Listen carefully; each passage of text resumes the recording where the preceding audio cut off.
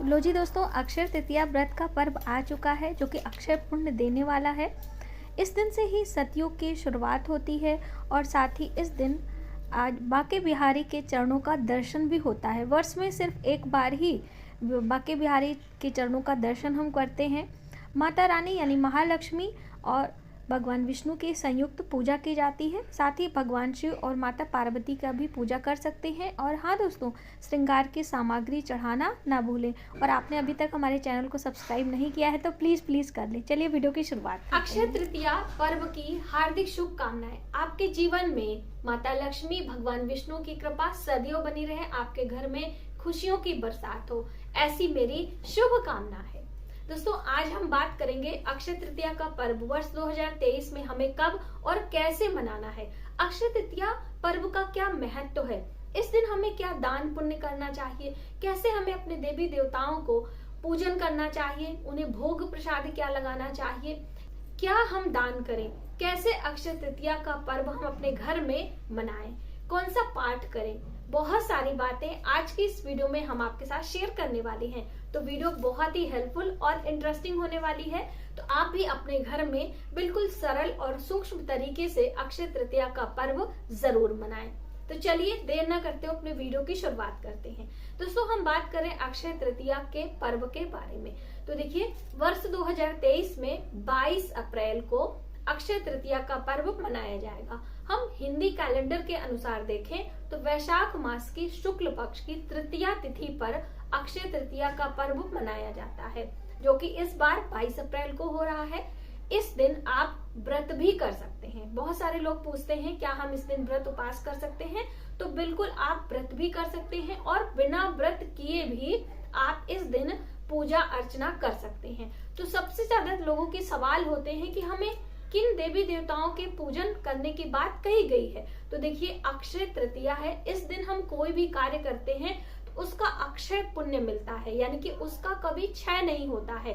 तो हमें दिन भर सत्कर्म करने चाहिए, पूजा पाठ धर्म कर्म करना चाहिए, वहीं पर सुविचार रखना चाहिए, दान पुण्य अधिक से अधिक करना चाहिए। तो देखिए, पूजा पाठ की पहले बात आती है प्रतिमाओं की। तो हम बात करें माता लक्ष्मी और भगवान विष्णु की, इस तरह से जो संयुक्त प्रतिमा होती है जिसमें भगवान विष्णु और माता लक्ष्मी बिल्कुल प्रत्यक्ष रूप से आपको दिखाई दे रहे हैं और साथ में गरुड़ देवता है, तो ऐसी प्रतिमा आपके लिए बहुत ही शुभ होती है। तो आप इस तरह की प्रतिमा ले लें, इनका पूजन करें। या फिर आपके घर में जो साधारण लक्ष्मी गणेश हैं, उन पर भी भगवान विष्णु के साथ में पूजा कर सकते हैं, क्योंकि जब माता लक्ष्मी भगवान विष्णु के साथ गरुड़ की सवारी पर आपके घर आती हैं तो वो स्थिर रूप से विराजमान होती हैं और भगवान विष्णु की कृपा से माँ लक्ष्मी सत्कर्मों में आपका साथ देती हैं, आपके घर में चंचला रूप में नहीं स्थिर रूप में विराजमान होती हैं। तो इसलिए इस तरह की प्रतिमा की पूजा करना हमारे लिए शुभ होता है। ऐसा नहीं है, आप भगवान शिव की भी पूजा कर सकते हैं, आप माता सरस्वती की पूजा कर सकते हैं, किसी भी पूजा को आप कर सकते हैं। और रही बात भोग प्रसाद की, तो देखिए, इस दिन रसीले फलों का भोग हमें लगाना चाहिए, पीले फल अथवा रसीले फल। तो जो भी आपके पास फल हो, आप उन फलों को भोग लगाएं। तो हमने यहाँ पे कदली, जो कि भगवान विष्णु को बहुत ही प्रिय है, रसीले फलों में मैंने ये मौसम के फल हैं अंगूर लिए हैं, और यहाँ पर मैंने पीले फलों में पपीता लिया है। तो आप जो भी आपको आसानी से मिल जाए वो आप जरूर ले लें। हम बात करें, जब हम माँ की पूजा करते हैं, किसी भी देवी की पूजा करते हैं, तो बिना श्रृंगार के पूजा नहीं करते हैं। तो आपको श्रृंगार की चीजें जरूर लेनी है। अब देखिए, श्रृंगार में आप इस तरह से वस्त्र ले सकते हैं या फिर सिर्फ इस तरह से चुन्नी भी ले सकते हैं। जो आपका सामर्थ्य हो, जैसी श्रद्धा हो, उस तरह से आप सामग्री एकत्र कर लें। श्रृंगार की ही हम बात कर लें तो ये है चूड़ी, यहाँ पे ये भी श्रृंगार की चीजें हैं। जितने भी 16 श्रृंगार की चीजें चढ़ा सकते हैं, या फिर आप चूड़ी बिंदी और ये सिंदूर की डब्बी लेकर आप चढ़ा सकते हैं। तो जो भी आपके पास हो, आप अच्छे से पहले से तैयारी करके रख लीजिए।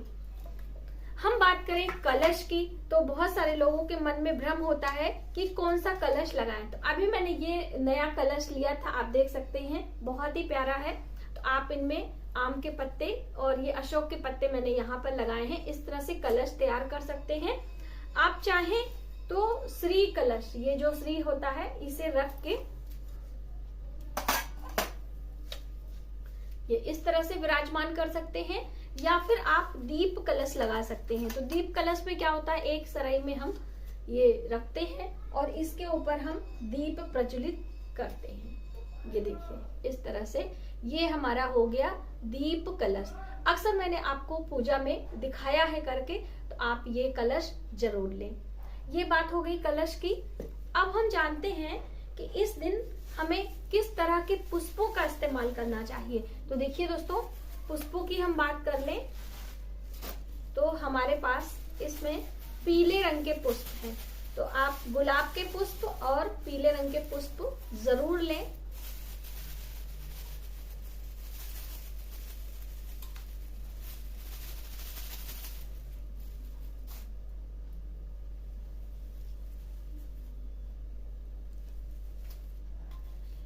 ये है दुर्वा घास भगवान गणेश के लिए, और यहाँ पर है तुलसी पत्र। तो देखिए बहुत सारे बहनों का प्रश्न आया था कि जब हम माता लक्ष्मी के साथ में ये जो प्रतिमा है, इनके साथ में भगवान विष्णु की पूजा करते हैं, तो तुलसी पत्र कैसे अर्पित करें भगवान को। जब हम भोग प्रसाद, भगवान विष्णु बिना तुलसी पत्र के उनकी जो भोग होता है उन्हें स्वीकार नहीं है, और माता लक्ष्मी को भोग ये प्रसाद स्वीकार नहीं है, तो कैसे हम भोग लगाएं, वो भी तरीका हम पूजा विधि में आपको बताने वाले हैं। तो आप तुलसी पत्र जरूर लेकर रखें। साथ ही दोस्तों, जब हमारे पास कोई विशेष पूजन होता है तो हम सोने चांदी की भी पूजा करते हैं। तो देखिए यदि आप सोना खरीद कर ला सकते हैं तो अच्छी बात है। ये देखिए हमें अभी उपहार में मिला था ये सोना, तो ये मेरा नया है सोना। वैसे सोने चांदी की चीजें कभी पुरानी नहीं होती हैं। गंगा जल से धोकर हल्दी कुमकुम का तिलक करके आप सोने का भी पूजन कर सकते हो। तो ये हमारे भतीजे के होने के उपलक्ष्य में हमारे भाई ने हमको उपहार दिया था। तो अभी ये मेरा नया ही रिंग है, तो ये मैं इसको पूजन के लिए रखने वाली हूँ।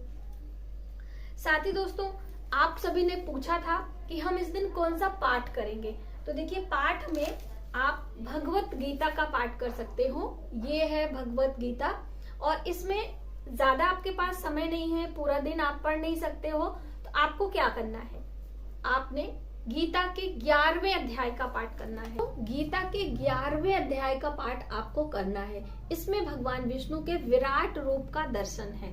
तो आप इस दिन गीता के 11वें अध्याय का पाठ कर सकते हैं। माता लक्ष्मी की प्रसन्नता के लिए कनक धारा स्तोत्र का पाठ करें। इसमें श्री सूक्तम का पाठ है, जो कि बहुत ही शुभ होता है। श्री सूक्तम का पाठ आप कर सकते हैं। आप ये सब नहीं कर सकते हैं तो माता लक्ष्मी के मंत्रों का जप कर सकते हैं। माँ लक्ष्मी का जो सूक्ष्म मंत्र है, जो इस दिन अक्षय तृतीया के दिन आप जप सकते हैं। मंत्र कौन सा है आप एक बार ध्यान से सुन लें, स्क्रीन पर भी हम आपको लिख कर दे देंगे। ओम श्रीं ह्रीं लक्ष्मी वासुदेवाय नमः।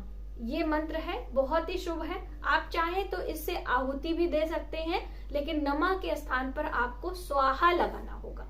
तो ये छोटी सी बात आपको ध्यान रखते हुए इस दिन आप हवन भी कर सकते हैं। देखिए व्रत हम कर सकते हैं, पूजन कर सकते हैं, हवन कर सकते हैं, माता लक्ष्मी की आरती कर सकते हैं, साथ ही भगवत गीता का पाठ कर सकते हैं, श्री सूक्तम का पाठ कर सकते हैं। दान पुण्य की चीजों की हम बात करें तो दान पुण्य में आपको पंखा यहाँ पर हम दिखाना चाहेंगे। तो ये देखिए दोस्तों, पंछियों के लिए मैंने घड़ा लिया है, इसमें मैंने जल भरा है। इसे जहां पर पंछी आते जाते हैं गमले के साथ में इसे हमने रख देना है। देखिए आप मनुष्यों को दान दे सकते हैं, जीव जंतुओं की सेवा कर सकते हैं। इस महीने गर्मी बहुत अधिक मात्रा में पड़ती है, तो जल से भरा पात्र, ठंडक प्रदान करने वाली वस्तुएं, शीतलता प्रदान करने वाली जो फल होते हैं, वो सारी चीजें आपको अक्षय तृतीया वाले दिन दान पुण्य करना चाहिए। इस दिन हमें लड़ाई झगड़ा, कलह कलेश या फिर अपने बच्चों को मारना पीटना या फिर हमें किसी के साथ कोई लेन देन नहीं करना चाहिए। दान आप दे सकते हैं, उधार इस दिन पैसा नहीं देना चाहिए। ठीक है, तो आप ये छोटे छोटे कार्य करके अक्षय तृतीया का पर्व बहुत ही शुभता से मना सकते हैं।